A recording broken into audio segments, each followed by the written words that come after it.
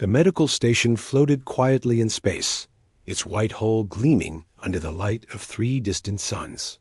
Haven Point looked peaceful from the outside, but inside, doctors and nurses worked around the clock to save lives.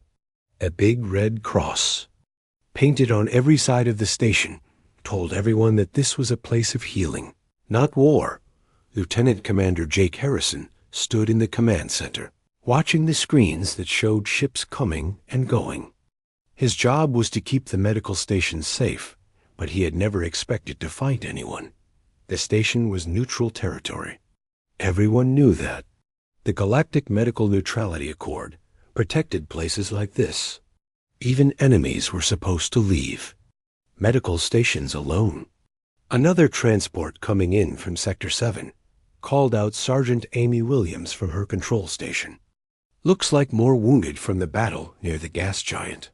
Jake nodded and checked his watch. It was the 3rd medical transport today. The war between the Zephyrian Empire and the Keth Coalition was getting worse every week. More ships were damaged, more soldiers were hurt, and more people needed help. Dr. Lisa Bennett walked into the command center, her medical coat stained with blood. She looked tired, but her eyes were still sharp. Lisa had been running the medical operations on Haven Point for 2 years now. She was the best Dr. Jake had ever met. "How many wounded on this transport?" she asked. 47 Zephyrians and 12 Keth soldiers, Amy replied. Mixed injuries. Some radiation burns, some blast wounds. Lisa wiped her hands on a clean towel. "We'll take them all. Set up beds in Medical Bay 3 and make sure the Zephyrians and Keth are kept separate. We don't need them fighting while we're trying to save their lives." Jake watched Lisa walk away. She never asked which side the wounded came from. She just helped them. That was the rule on Haven Point. It didn't matter if you were human, Zephyrian, Keth, or any other species. If you were hurt, they would help you. The transport ship docked with a soft thud that vibrated through the station. Jake could hear the sound of medical teams running through the corridors. Stretchers rolled past the command center windows. Some of the wounded were screaming. Others were silent and still. "Commander Harrison," came a voice over the radio. It was Lieutenant Peter Cole from the docking bay. "We have a problem down here." Jake picked up his radio. "What kind of problem?" "One of the Zephyrian soldiers is awake and asking questions. He wants to know why we're helping Keth soldiers too. He says his people won't like it." "Tell him this is a medical station," Jake said. "We help everyone. That's the law." "I tried that, sir. He's not happy about it." Jake sighed. "This happens sometimes." Soldiers from both sides would get angry when they saw their enemies getting the same medical care. But the rules were clear. Haven Point was neutral. Dr. Bennett's voice came over the station speakers. "All medical staff to Emergency Bay 1. We have critical patients coming in." Jake looked at the screens again. The transport was still docked, but he could see medical teams working fast. Red lights flashed in the medical bays, which meant someone was dying. "Amy, keep watching the sensors," Jake said. "Let me know if any more ships are coming." "Yes, sir," Amy replied, but she was frowning at her screen. "Commander, I'm picking up some strange readings. There's something out there, but I can't get a clear picture." Jake moved to her station and looked at the sensor display. There were fuzzy spots on the edge of their scanning range. Ships maybe, but they weren't showing up clearly. "Could be sensor." "Ghosts," he said. "The radiation from the nearby star sometimes messes with our equipment." But Jake felt worried. Something didn't feel right. In 2 years of running security for Haven Point, he had learned to trust his instincts. Down in Medical Bay 3, Dr. Bennett worked on a young Zephyrian soldier who had burns covering half his body. The alien's blue skin was black and cracked, where the energy blast had hit him.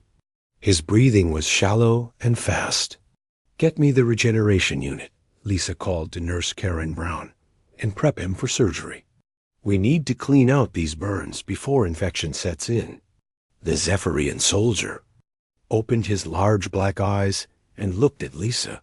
His mouth moved, but no sound came out. "Don't try to talk," Lisa said gently. "You're safe now. We're going to fix you up." Next to him, a Keth soldier with a broken arm watched everything.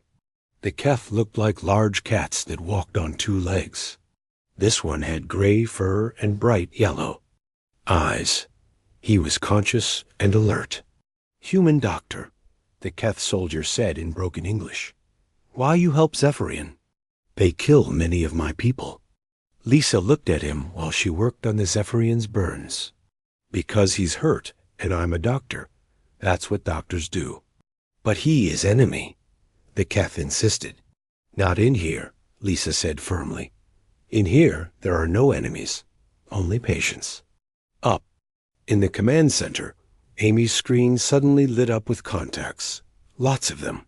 "Commander," she shouted, "I've got multiple ships decloaking. They're big ones." Jake ran to her station. The display showed 6 large ships appearing out of nowhere. They were Zephyrian battlecruisers, and they were surrounding Haven Point. "Red alert," Jake called out. "All stations red alert." Warning lights flashed throughout the station. The medical teams kept working, but Jake could see people looking around nervously. Jake opened a channel to the Zephyrian ships. "This is Commander Harrison of Haven Point Medical Station. You are approaching a neutral medical facility, protected under the Galactic Medical Neutrality Accord. Please state your intentions." There was no answer. "Zephyrian ships, please respond," Jake said again. "This is a medical station. We are treating wounded from both sides of the conflict." Still no answer. Jake felt cold fear in his stomach. The Zephyrian ships were moving into attack positions. Battlecruisers didn't do that unless they planned to fight. "Amy, send out a distress signal," Jake ordered. "All frequencies. Let everyone know what's happening." "Sending now, sir," Amy replied, her fingers flying over the controls. The first Zephyrian ship fired without warning. A bright blue beam of energy hit the medical transport that was still docked with Haven Point.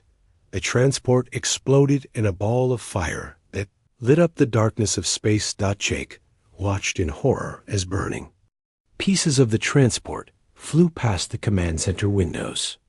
There had been people on that ship, medical staff and wounded soldiers. Now they were all dead. "They're targeting the medical bays." Amy screamed. More energy beams lanced out from the Zephyrian ships. They hit Haven Point's medical sections with deadly accuracy. Jake could hear explosions echoing through the station. The lights flickered and went out, then came back on dimmer than before. Down in Medical Bay 3, the lights went red and alarms started blaring. Dr. Bennett looked up from her patient as the station shook around them. "What's happening?" "Nurse," Brown asked. Before Lisa could answer, the wall next to them exploded inward. The blast threw everyone to the floor.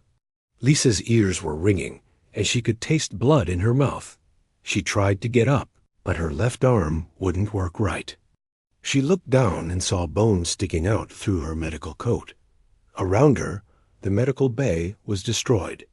Equipment was scattered everywhere. Fires burned in several places. The Zephyrian soldier she had been treating was gone. The blast had thrown him against the far wall.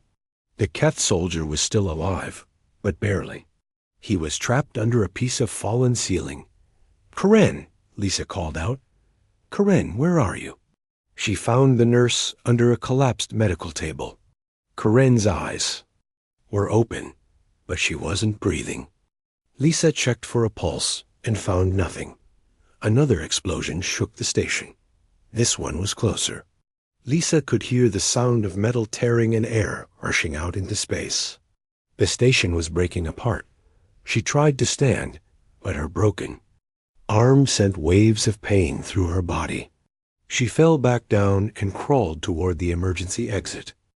Behind her, she could hear the Keth soldier calling for help, but she couldn't reach him. The lights went out completely. Emergency power kicked in, casting everything in a red glow. Lisa made it to the corridor and saw other people running. Some were medical staff. Others were wounded patients who could still walk. "This way," someone shouted. "Emergency pods are this way." Lisa followed the voice, dragging herself along the wall with her good arm. She could hear more explosions, getting closer each time. The Zephyrian ships were systematically destroying every part of Haven Point. She reached the emergency pod bay just as the biggest explosion yet shook the entire station. The floor tilted suddenly, and Lisa realized they were falling toward the nearby asteroid. Haven Point was dying. Through a window, she could see the Zephyrian battlecruisers still firing. They weren't trying to capture the station. They were trying to destroy it completely. Every person inside was going to die. Lisa managed to reach an emergency pod and fell inside. She hit the launch button just as another explosion tore through the bay. The pod shot out into space, spinning wildly. As she spun away from Haven Point, Lisa saw the medical station breaking apart. Pieces of it were flying off in all directions. The big red crosses on its sides were now twisted and burning. She also saw something else that made her heart sink. There were other emergency pods floating in space, but the Zephyrian ships were shooting them too. They were killing the survivors. Lisa's pod was hit by debris and started spinning faster. Her head hit the wall, and everything went black. The news reached Earth like a lightning bolt. Captain Steve Roberts was drinking his morning coffee in the Terran Defense headquarters when the emergency signal came through the quantum relay. His cup fell from his hands and shattered on the floor as he read the message. Haven Point Medical Station destroyed. All hands lost. Zephyrian attack on neutral medical facility. One survivor. Steve ran to the communications room, where dozens of officers were already gathered around the screens. The footage was grainy and broken, but it showed everything. The white medical station floating peacefully in space. The Zephyrian battle cruisers appearing from nowhere. The first shot that destroyed the medical transport. "My God," whispered Colonel Nancy Davis, watching the explosions tear through the medical bays. "They're targeting the hospitals on purpose." Admiral Roy Mitchell pushed through the crowd of officers. His face was dark with anger. Roy had been in charge of Terran military forces for 10 years, but Steve had never seen him look so furious. "How many dead?" Roy demanded. 200 medical staff, Captain Roberts replied, plus about 60 wounded soldiers from both sides who were being treated. "And the survivor?" Dr. Lisa Bennett. "She's in critical condition, but alive. Rescue teams found her emergency pod 3 days ago." Roy stared at the screens showing the destroyed medical station. Pieces of Haven Point were still floating in space, twisted metal and broken dreams. The big red crosses that had marked it as a place of healing were now blackened and torn. "Get me President Walsh," Roy said quietly. "Right now." Within an hour, every important person in the Terran government was gathered in the emergency meeting room deep under the Capitol building. President Catherine Walsh sat at the head of the long table, her face pale but determined. She was a small woman with gray hair, but everyone in the room knew she was tougher than most soldiers. "Show me everything," Catherine said. The screens around the room lit up with footage from Haven Point. The attack played out in horrible detail. Medical ships exploding. Doctors and nurses dying while they tried to save lives. The deliberate targeting of hospital bays and medical equipment. "They knew exactly what they were hitting," said General Patricia Stone, the head of military intelligence. "The Zephyrians have detailed maps of every human medical facility. This wasn't a mistake or an accident. This was planned." Catherine watched the footage without speaking. When it ended, she looked around the table at her advisors. "What do we know about Zephyrian intentions?" she asked. "They want to send a message," Patricia replied. "They're telling us that nothing is safe, not even our hospitals and medical ships." "And what message does that give other species?" Catherine asked. "That humanity is weak," said Admiral Mitchell. "That we won't fight back when they attack our most defenseless people." The room fell silent. Everyone knew what this meant. For 2 years, humanity had been fighting a careful war. They followed all the rules. They treated prisoners well. They avoided civilian targets. They had tried to be the good guys in a galaxy full of violence. "Madam President," said Colonel Davis, "we need to respond. If we let this pass, other species will think they can attack our medical facilities too." Catherine nodded slowly. "Bring in Dr. Bennett. I want to hear from the survivor." Dr. Lisa Bennett was brought in on a wheelchair. Her left arm was in a cast, and she had bandages covering burns on her face and neck. But her eyes were clear and angry. "Dr. Bennett," Catherine said gently, "I'm sorry for your loss. I know this is difficult, but I need you to tell us exactly. What happened?" Lisa's voice was hoarse but steady. "We were treating wounded soldiers from both sides, Zephyrians and Keth. We had saved dozens of Zephyrian lives in the past month. They knew we helped everyone equally." "Did they give any warning before the attack?" "None. Commander Harrison tried to contact them, but they didn't respond. They just started shooting." Lisa's hands shook as she remembered. "They targeted the medical bays first. They knew exactly where our hospitals were. What about the wounded Zephyrians you were treating? They killed them too, their own soldiers. Men and women we had saved, lying in hospital beds, and they murdered them along with us." Catherine felt a cold anger building in her chest. "Did you see them shooting the emergency pods?" Lisa nodded. "They were hunting survivors, trying to kill anyone who might escape to tell what happened." Admiral Mitchell leaned forward. "Doctor, in your professional opinion, was this attack designed to destroy the medical station or to send a message?" "Both," Lisa said without hesitation. "They wanted to show the galaxy that humanity's compassion is a weakness they can exploit. They wanted to prove that being good and following the rules will get you killed." Catherine stood up and walked to the window. Outside, she could see the lights of the capital city. Millions of humans going about their daily lives, not knowing that their government was about to make a decision that would change everything. "Leave us," she told the room. "I need to think." Everyone filed out except Admiral Mitchell and General Stone. The three of them sat in silence for several minutes. "What are our options?" Catherine finally asked. "We can file a formal protest with the Galactic Council," Roy said. "Demand war crimes tribunals. Try to get other species to condemn the attack." "That will take years and accomplish nothing," Patricia added.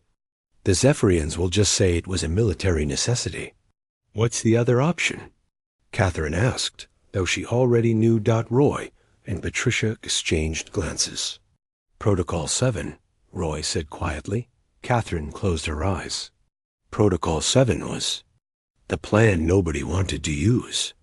It was created after the Centauri War, when humanity realized that sometimes being civilized meant being dead. "How many are in the penal colonies?" she asked.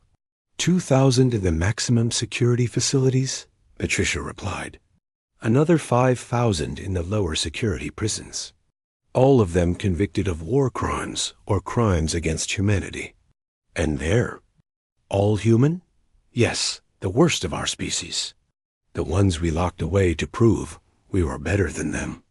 Catherine thought about Dr. Bennett's words. The Zephyrians had attacked Haven Point to prove that human compassion was weakness. They had murdered doctors and nurses to send a message. What kind of message would releasing our war criminals send? She asked. That there are consequences for attacking our healers, Roy said. That humanity has monsters too, and we're willing to use them. And the cost? Our reputation, our moral standing, the respect of other species. Patricia paused. And maybe our souls. Catherine walked back to the table and sat down. She thought about the footage of Haven Point burning. She thought about Dr. Bennett's broken arm and the pain in her eyes. She thought about 200 medical staff who died trying to save lives. Get me a secure line to the Titan penal colony. She said, Madam President, Roy said carefully, once we do this, we can't take it back. They made that choice for us when they attacked Haven Point, Catherine replied. Contact General Marcus Gray. Tell him his services are needed. The call went through on an encrypted channel. General Marcus Gray had been in solitary confinement for 3 years, convicted of genocide during the Centauri War. He was the most dangerous human alive, and now Catherine was about to set him free. Madam President, came Gray's voice through the speaker. Even after 3 years in prison, he sounded confident and calm. I wondered when you'd call. General Gray, I'm offering you and selected prisoners a chance at freedom. Full pardons and restoration of rank in exchange for military service. Against the Zephyrians? Yes. No rules of engagement? Catherine hesitated for just a moment. No rules. Gray's laugh was cold and sharp. When do we start? Immediately. Choose your team. You'll have complete operational freedom. And after the war? Full pardons. Clean records. New identities if you want them. I'll need a ship. Something. With teeth. You'll get the UTS Retribution. It's being prepared now. Perfect. I'll have my team ready in 48 hours. The call ended. Catherine sat in the quiet room, knowing she had just made a deal with the devil. But the Zephyrians had forced her hand. They had attacked the innocent and defenseless. They had made humanity choose between being civilized and being dead. Send out the recall orders, she told Roy. Every war criminal convicted of Class A offenses. Full pardons in exchange. For military service. The galaxy won't understand, Patricia warned. They will when the Zephyrians start dying, Catherine replied. And when other species see what happens when you attack our medical personnel. Roy stood up to leave, then paused. Madam President, what if we can't control them after the war ends? Catherine looked at him with cold eyes. Then we'll deal with that problem when it comes. Right now, the Zephyrians are about to learn why humanity locked away its monsters. She pressed a button on her desk, and her secretary's voice came through. The speaker. Yes, Madam President. Schedule a press conference for tomorrow morning. Full galactic broadcast. What should I tell the media it's about? Catherine stared at the screens, still showing the wreckage of Haven Point. Tell them it's about justice and consequences. The next morning, Catherine stood before cameras broadcasting to every human world and every species in the galaxy. Her words were simple and direct. Yesterday, the Zephyrian Empire committed an act of unprecedented barbarism. The transport ship descended through the thick atmosphere of Titan, past the swirling orange clouds that hid the moon's surface. General Patricia Stone sat in the passenger section, watching the landscape appear below. Ice mountains stretched to the horizon, broken by deep valleys filled with dark liquid. This was where humanity kept its worst nightmares. The Titan penal colony was built into the side of a massive crater. From the air, it looked like a metal scar on the frozen ground. Guard towers rose from the walls like sharp teeth. Energy barriers glowed blue between them, keeping the prisoners inside and the rest of the galaxy safe. Patricia had visited Titan only once before. 3 years ago, when they brought in General Marcus Gray. She remembered his cold smile as the prison doors closed. Behind him, even in chains. He had looked dangerous. Now she was here to set him free. The transport landed on the prison's landing pad with a heavy thud. Patricia stepped out into the bitter cold air and pulled her coat tighter. The gravity on Titan was lighter than Earth, but the cold cut through everything. Warden Bill Thompson met her at the entrance. He was a big man with scarred hands and tired eyes. Running a prison full of war criminals had aged him badly. "General Stone," he said with a nod, "I got your orders. I have to say, I don't like this. None of us do, Bill, but orders are orders. You know what these people did, right? Gray alone is responsible for wiping out 3 entire colonies. 2 million people dead." Patricia nodded. "I know, but the Zephyrians just killed 200 medical staff. Sometimes you need monsters to fight monsters." Bill led her through the security gates. Each one scanned them with lights and sensors. The prison was designed to keep the worst humans in history locked away forever. Now they were opening all the doors. "How many are you taking?" Bill asked as they walked down a long corridor.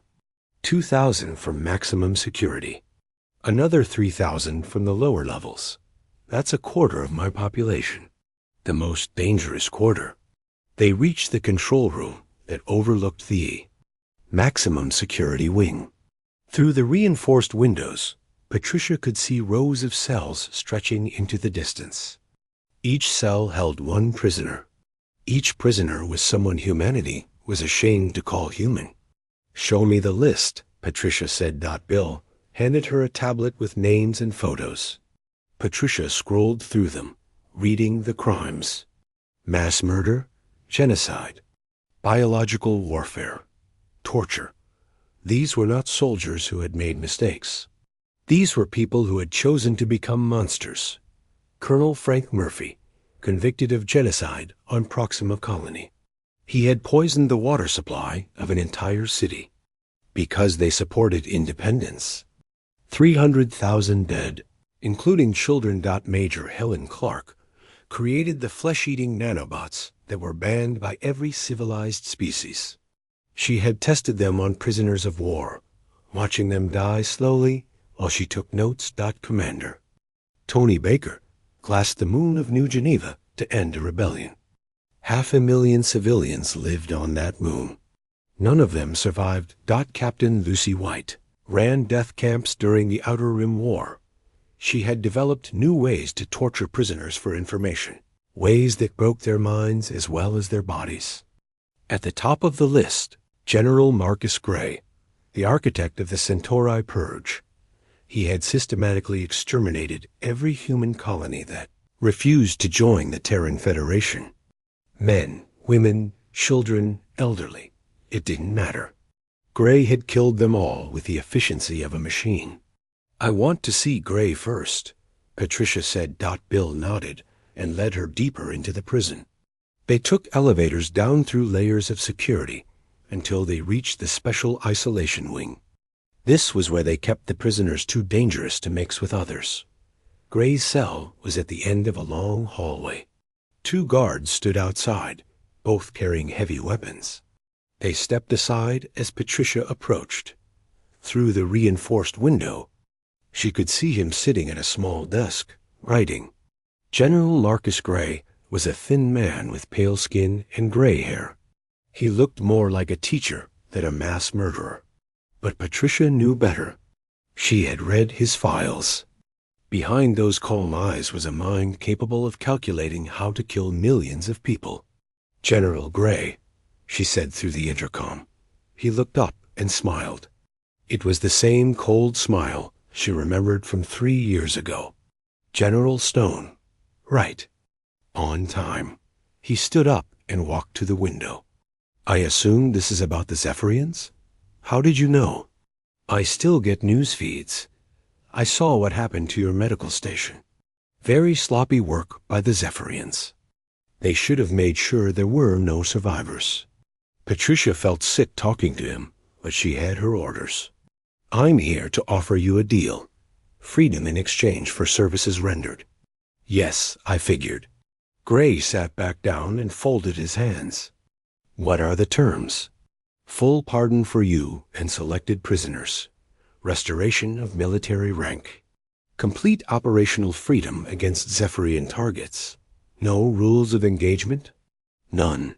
Gray's smile grew wider. And after the war? Clean records. New identities, if you want them. Interesting. And if I refuse? Then you stay here until you die. Gray laughed, a sound like breaking glass. General Stone, I've been waiting 3 years for someone to be smart enough to let me out. The Zephyrians just gave you the excuse you needed. He stood up and walked to his small bookshelf. Patricia could see titles about military history and strategy. Even in prison, Gray had been planning. I'll need specific people, he said. Murphy for ground operations, Clark for special weapons, Baker for naval warfare, White for intelligence gathering. You can have anyone on the approved list. And I want the retribution. I helped design that ship before my unfortunate legal troubles. Patricia nodded. The UTS Retribution was a dreadnought built specifically for the kind of warfare these prisoners specialized in. It had weapons that were banned by most treaties and defenses that could withstand almost anything. One more thing, Gray said, turning back to face her. I want complete authority over my operations. No oversight from Terran Command. No rules about what targets I can hit. You'll have it. Excellent. Gray pressed a button on his desk, and the cell door clicked open. Shall we begin? The next 6 hours were the most disturbing of Patricia's life. She watched as 2,000 of humanity's worst war criminals were released from their cells. Each one signed a document restoring their military rank and giving them full pardons for past crimes. Colonel Murphy emerged from his cell like a predator freed from a cage. He was a big man with cruel eyes and scarred hands. The first thing he did was ask for a list of Zephyrian civilian targets. Clark looked like a harmless middle-aged woman until you saw her smile. She immediately started talking about new biological weapons she had designed while in prison, viruses that could target specific genetic markers. Commander Baker was quiet and thoughtful, but Patricia could see him calculating ship movements and battle formations in his head. He asked for detailed maps of Zephyrian space and fleet positions. Captain White was the worst. She was small and soft-spoken, but when Patricia looked in her eyes, she saw something broken and twisted. White asked for psychological profiles of Zephyrian commanders, looking for weaknesses she could exploit. These people are not soldiers, Bill Thompson whispered to Patricia as they watched the prisoners assemble in the main courtyard. There's something else. Patricia nodded. She was beginning to understand what they had unleashed. These were not people who had made bad choices in war. These were people who enjoyed causing pain and death. General Gray stood in front of the V. Assembled prisoners, still wearing his prison uniform, but somehow looking like he was already in command. Gentlemen and ladies, he said in a clear voice that carried across the courtyard, we have been given a gift. The galaxy has forgotten why humanity locked us away. They think we were imprisoned because we were failures. They're wrong. The prisoners listened with rapt attention. Patricia noticed that even the most violent ones respected Gray. We were imprisoned because we were too successful, because we won wars by doing what others were afraid to do, because we understood that victory requires sacrifice, and sometimes that sacrifice is your own humanity. Gray paused and looked around at his audience. The Zephyrians have made a mistake. They attacked human medical personnel, thinking it would show our weakness. Instead, they have given us permission to show our strength. They wanted to see what happens when they push humanity too far. His voice grew colder. We are going to show them. We are going to demonstrate why some wars can only be won by monsters. And when we're done, The galaxy will remember why they were so eager to lock us away. The prisoners cheered, a sound that made Patricia's skin crawl. These were not normal soldiers celebrating a mission. These were predators looking forward to hunting. Colonel Murphy, Gray called out, you'll handle ground operations. I want every Zephyrian colony to fear the mention of your name. Yes, sir, Murphy replied with a savage grin. Major Clark, biological warfare is your specialty. The Zephyrians have a strong immune system. I want you to find ways around it. Already working on it, General, Clark said sweetly. Commander Baker, you'll coordinate naval operations. I want their fleets broken and scattered. It will be a pleasure, sir. Captain White, intelligence and psychological warfare. Break their morale before we break their bodies. The UTS Retribution cut through space like a blade through flesh. The warship was painted black as death, with no markings except for a small skull on its hull. Inside the command center, General Marcus Gray watched the tactical display showing. Their first target, Zephyr Prime 7, was a small mining colony on the edge of Zephyrian space. 50,000 civilians worked the asteroid mines, supplying rare metals to the Zephyrian war machine. It should have been an easy target for a normal military strike, but the 13th Penal Battalion was not normal military. Colonel Murphy, Gray said into his communicator, are your ground teams ready? Ready and eager, General, came Murphy's voice. From the troop bay, my boys are hungry for some action. Remember, this is a demonstration. I want the galaxy to see what happens when you attack our medical stations. Don't worry, sir. They'll get the message.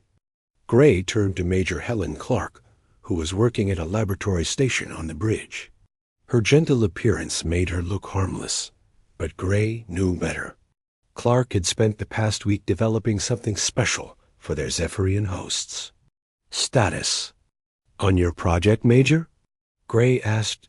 Clark looked up with her sweet smile. The nanobots are ready, General. Modified specifically for Zephyrian biology.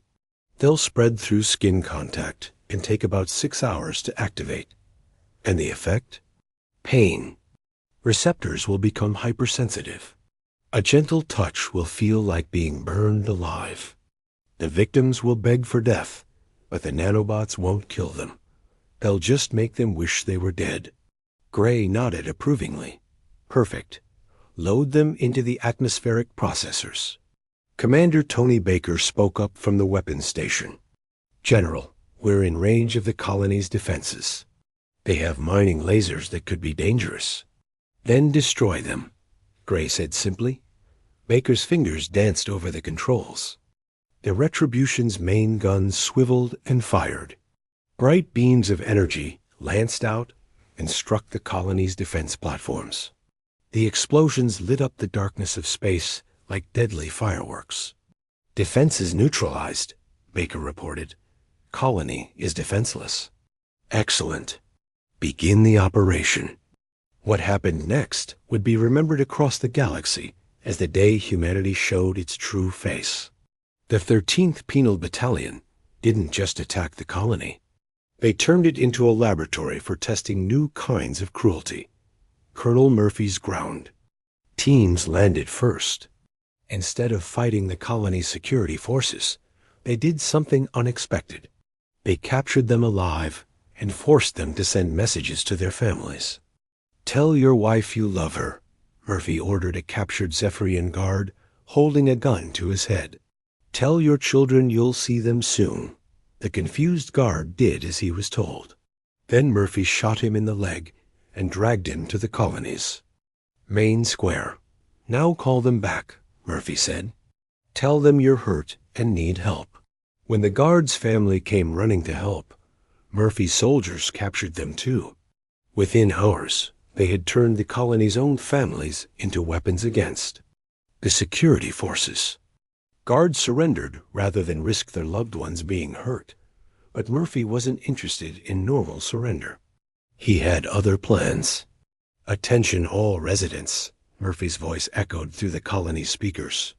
"You are now under the control of the Terran 13th Penal Battalion. You will follow our orders exactly, or your families will suffer." He paused, letting the words sink in. "Your government attacked our medical station and killed our doctors. We are here to return the favor. You will help us, or you will watch your children die." Major Clark's nanobots were already spreading through the colony's air system. The first victims started feeling the effects within hours. A miner touched his lunch and screamed in agony as the simple contact felt like acid on his skin.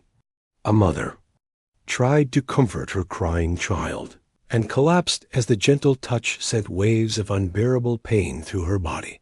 Soon, the entire colony was infected. People couldn't touch anything without screaming. Families couldn't hug each other. Parents couldn't hold their children. The nanobots had turned the simple act of human contact into torture, but the worst part was what Murphy did next. "Listen carefully," he announced to the suffering colonists. "We are going to record a message. You are going to tell the galaxy what happens when you attack human medical facilities. You are going to beg your government to surrender." The recordings were broadcast across Zephyrian space. Thousands of civilians, writhing in agony from Clark's nanobots, pleading with their government to end the war. Children crying as their parents couldn't touch them without causing pain. Families torn apart by invisible torture. Captain Lucy White was in charge of the psychological warfare campaign. She had been studying Zephyrian culture during a flight to the colony, learning about their values and fears. "Zephyrians pride themselves on family honor," she explained to Gray as they watched. "The colonies suffer below.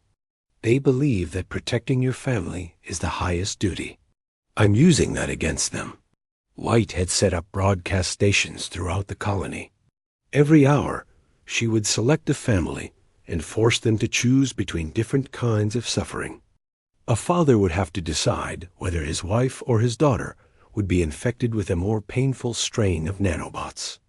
A mother would have to choose which of her children would be used in medical experiments. The choices were false. White would torture them all regardless. But the act of choosing broke something inside the victims' minds.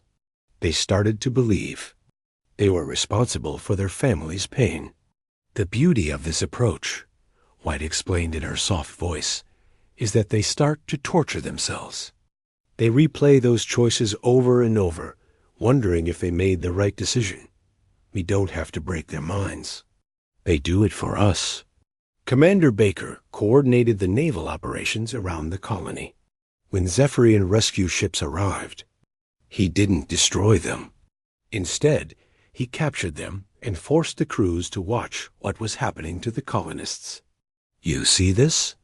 Baker told a captured Zephyrian captain, pointing to the screens showing the tortured civilians. "This is what happens when you attack our healers. This is what your government bought with their cowardice." Then Baker did something even worse. He released the Zephyrian ships and let them return to their fleet. But first, he infected the crews with Clark's nanobots. "Go home," Baker told them. "Tell your commanders what you saw. Tell them what we did to your people. And remember, every time you touch your family, you'll feel what those colonists feel." The psychological impact was devastating. The rescued Zephyrian crews couldn't hug their loved ones without screaming. They couldn't shake hands with their commanders without collapsing in pain. They became living reminders of what the 13th Penal Battalion could do. Within days, word of the colony attack spread throughout Zephyrian space. The footage was horrifying. Civilians begging for death. Families destroyed by invisible torture. Children who couldn't be touched by their own parents. But Gray wasn't finished. He had a bigger message to send. "Prepare the medical ships," he ordered. The Retribution launched several ships painted with medical crosses, just like the ones destroyed at Haven Point. But these weren't rescue vessels. They were weapons designed to mock everything the Zephyrians had destroyed. When Zephyrian patrols detected the medical ships, they faced an impossible choice. The ships were clearly marked as medical vessels, protected under galactic law. But everyone knew they were operated by the 13th Penal Battalion. Most Zephyrian commanders chose to honor the medical markings and let the ships pass. They soon regretted that decision.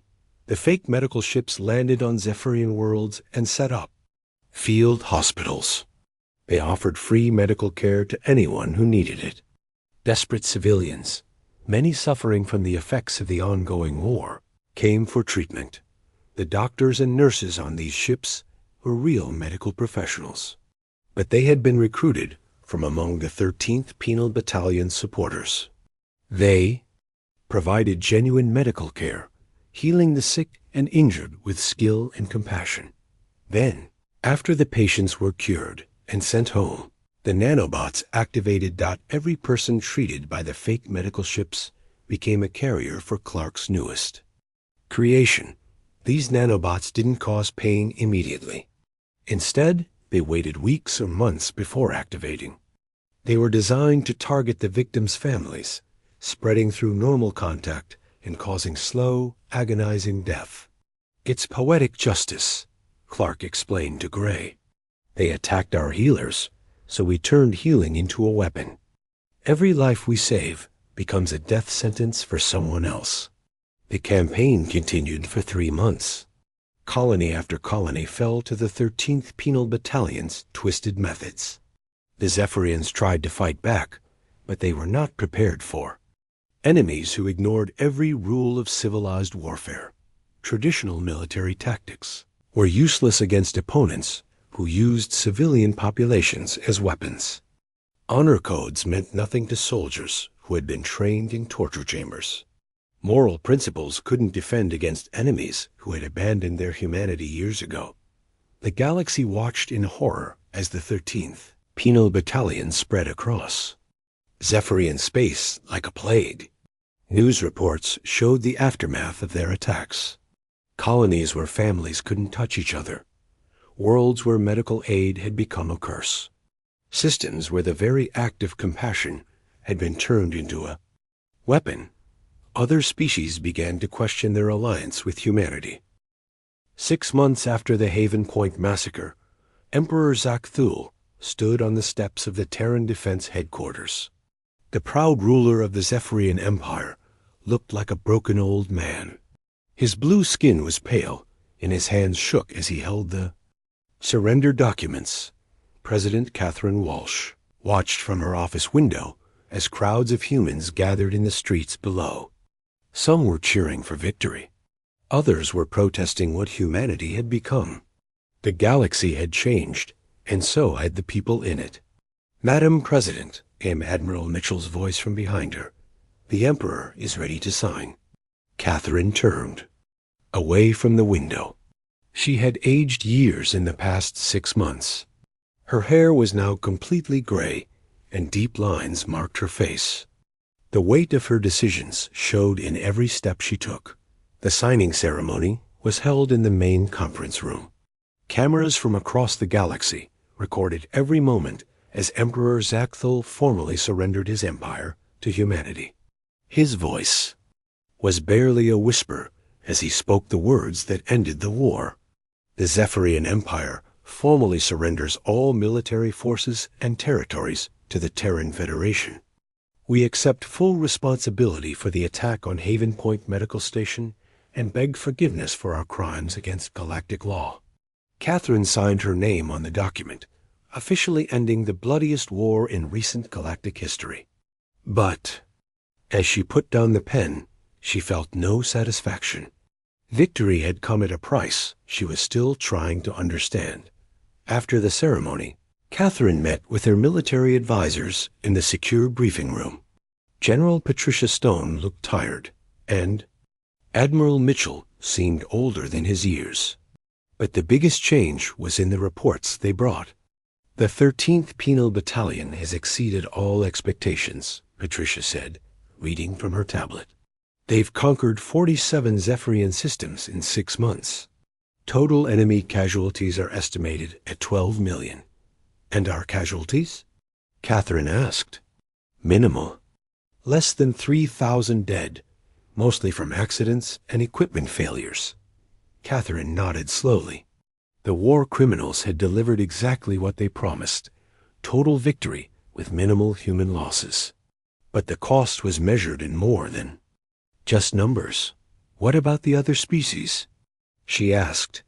Admiral Mitchell pulled up a star chart, showing the galaxy's political situation. Large sections that had once been allied with humanity were now marked in yellow or red. 17 species have formally condemned our methods, he said. The Keth Coalition has ended their alliance with us. The Altarian Republic has recalled their ambassador. Even some human colonies are questioning Earth's leadership. They're afraid of us, Patricia added. The same tactics that broke the Zephyrians have terrified our allies. They're wondering if they might be next. Catherine understood their fear. She had seen the reports from the conquered Zephyrian worlds. Entire populations traumatized by Clark's nanobots. Families destroyed by psychological warfare. Medical stations that nobody trusted because they might be weapons in disguise. What about Gray and his people? Catherine asked. Are they ready to stand down? Patricia and Roy exchanged glances. This was the question everyone had been avoiding. That's complicated, Patricia said carefully. Technically, they've fulfilled their contracts. The war is over. But they don't want to go back to prison, Catherine finished.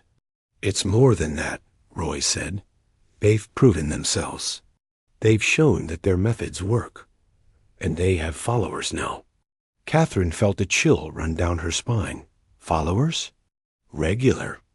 Military personnel who served with them, Patricia explained. Soldiers who saw how effective the 13th Battalion was. Some of them are asking to transfer to Gray's command permanently. And Gray's response? He's accepted them. The 13th Battalion now has over 5,000 members, most of them volunteers from conventional forces. Catherine walked to the window and looked out at the city.